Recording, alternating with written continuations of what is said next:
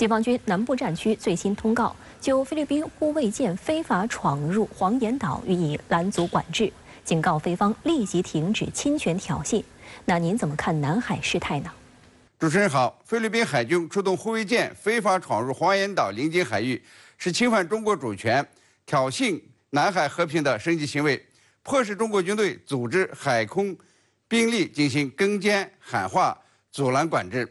本月22日呢，菲律宾就出动4艘船只，包括海警船，在中国所属仁爱礁海域制造碰瓷事件，故意制造冲突，以引起美国和国际社会的关注。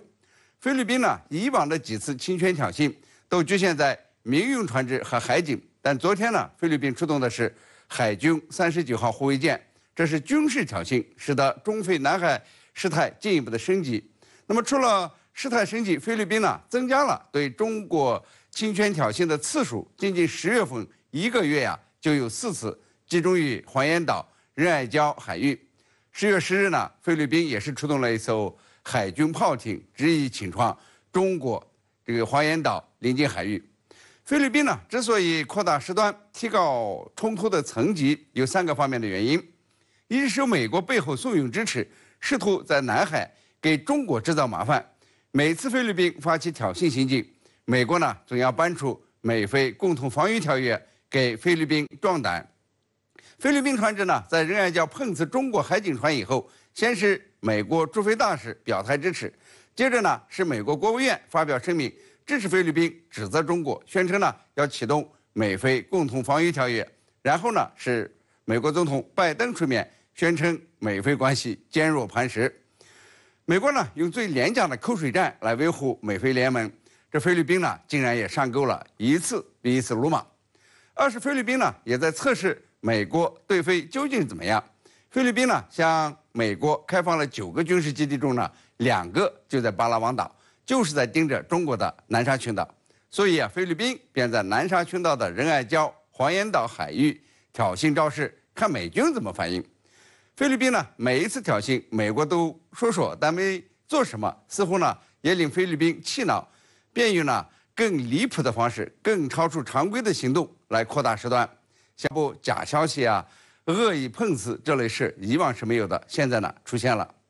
三是，即便美国对菲律宾没有多少军事帮助，也要支持菲律宾不断的冲撞中国，试图挑起中菲间的军事冲突，以此呢来遏制中国，挑拨离间中国与南海国家和东盟国家的关系。那么到目前为止呢，东盟国家中除菲律宾选边站以外，站到美国一方，其余的国家呢都没有在中美间选边站。一旦中菲发生较激烈的军事冲突，那么美国呢就借此说呀，中国在搞军事扩张，有可能迫使其他东盟国家在中美间选边站。这南海动荡起来，美国呢就成了得力的渔翁，对中国和东盟国家呢都是灾难。所以啊，这个中国的海警和解放军呢都很克制，每次呀都是攻坚拦阻，避免事态的升级。中国反对区域外势力干预南海事务，同样呢也不会落入区域外国家布设的南海陷阱。有学者认为，处理中菲南海冲突，中国需要智慧，不要把争端升级为冲突。那您觉得这是示弱的表现吗？我们需要怎样的高招来应对南海问题呢？这不是示弱的表现，恰恰体现了中国的智慧，体现了中国的大局意识。我们回顾一下中国维护南海主权的历程，不能不说呀，现在的管制能力比以前呢强多了。渔船可以走到最南端，解放军舰队可以在南海各个海域航行，岛礁设施建设呢延伸了战略管控手臂，而南海的和平呢就更有保障。1974年西沙海战以后，中国呀就没有与南海国家发生军事冲突。为什么中国维护南海主权的能力今非昔比？就是中国呢在用大智慧来处理南海争端，努力啊把南海建设成和平之海、友谊之海、合作之海。用近期的一个例子来说明这种智慧。中国呢为什么不去拖走仁爱礁坐滩的破军舰，而要求菲律宾自己拖走呢？一是避免不必要的冲突，二是那艘破军舰的末日将至，它可能呢很快会锈蚀解体。正因为呢中国有很强的战略定力，中国与东盟的经贸联系呢是越来越密切。2003年以来呢，这个中国呀一直是东盟第一大贸易伙伴，而到了2020年，东盟超过欧盟和美国，成为中国的第一大贸易伙伴。这种紧密的经贸联系，使得东盟绝大多数国家在中美激烈竞争中呢没有选边站，等于说呀是拦截了美国制约中国的所谓印太战略。就是菲律宾吧，当年中菲黄岩岛对峙1个多月，最终呢是通过外交途径结束对峙的。此后呀，中国对黄岩岛的控制力量呢实际上是增加了，中菲经济联系呢也加深了。等到阿基诺3世下台，杜特尔特上台以后，中菲关系又好了，放下南海争端，致力于经贸合作。近年来啊，中国是菲律宾最大的贸易伙伴，第一大进口来源地和第3大出口市场。就说现任总统马克思，他有投机心理，想在中美之间呢两面下注，两头渔利，但或许呢会渐渐地认识到，美国呀不过把菲律宾当成了遏制中国的棋子。要是从长计议，中国呢应当是力争减少与南海国家的争端和冲突，尽快的推动达成南海行为准则，这才是重中之重。倘若中国与菲律宾开战，打赢菲律宾呢真的是小菜一碟，但由此引发的东盟国家分裂，美国会趁机更深入地介入到南海事务中，拉起对抗中国的军事阵营，这对中国来说呢就不划算了。30号，再有一艘菲律宾海军舰艇非法闯入中国黄岩岛临近海域，中国人民解放军南部战区采取维权行动予以拦阻管制。这是本月以来菲方第2次采用军方舰艇对我黄岩岛实施非法侵闯，再加上近几个月来菲方频繁对我南沙群岛仁爱礁进行滋扰，甚至对中国海警巡逻船进行碰瓷，一系列挑衅行为显然是有域外大国在背后怂恿撑腰所致，对南海的和平稳定大局造成不利影响。据南部战区微信公众号消息，南部战区新发言人田军礼空军大校30号发表谈话指出，菲39号护卫舰当天未经中国政府批准，非法闯入中国黄岩岛临近海域，中国人民解放军南部战区组织海空兵力依法跟踪监视、喊话警告、拦阻管制，菲方行为严重侵犯中方主权，严重违反国际法和国际关系基本准则，极易引发误解误判。我们正告菲方立即停止侵权挑衅，切实避免事态进一步升级。战区部队时刻保持高度戒备，坚决捍卫国家主权、安全和南海地区和平稳定。这是本月以来菲方第2次对我黄岩岛实施非法侵闯行动。